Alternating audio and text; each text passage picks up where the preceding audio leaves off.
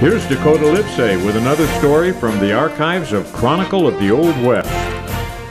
I love Western paintings, and if you love them too, then 1880 was a red letter year because that's when a 16-year-old Eastern boy came out west to Montana to become a cowboy.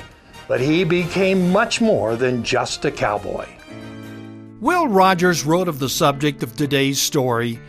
He wasn't just another artist, he wasn't just another anything. In nothing that he ever did was he just another.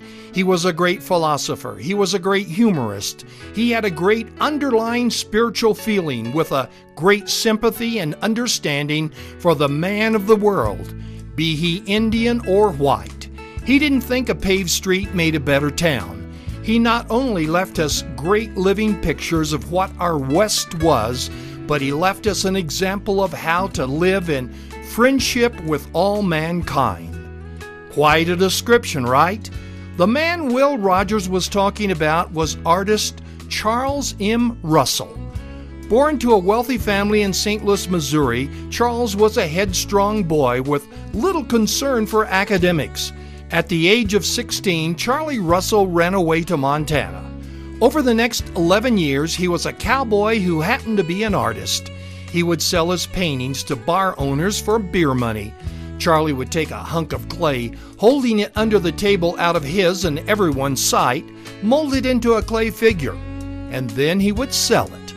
One time a stranger was willing to pay half what Charlie Russell asked for the figure, so Charlie Russell broke the clay figure into two pieces and proceeded to make a figure half the size of the original. According to Charlie Russell, a pioneer is a man who turned all the grass upside down, strung barbed wire over the dust that was left, poisoned the water, cut down the trees, killed the Indian who owned the land, and called it progress. Charlie Russell was the first artist to paint the Indian in a favorable light. Charlie also enjoyed writing fictionalized stories about his life as a cowboy and the characters he met. Originally, Charlie Russell's writings were more popular than his artwork, so he would write a story so he could illustrate it with his drawings. In 1895, a 32-year-old Charlie Russell met a 17-year-old Nancy Cooper. A year later, they got married. She believed he was the Rembrandt of the American West, and she became Charlie's business manager. Nancy demanded higher prices for Charlie's art. She made this good old boy turned artist rise early in the morning, fix his own breakfast, and spend the day in his Great Falls, Montana studio painting.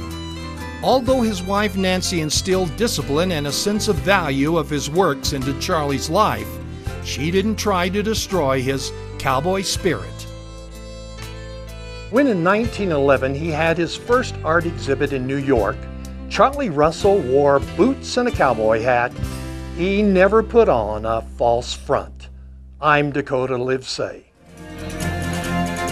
Thanks, Dakota. For more information, visit fortheoldwest.com.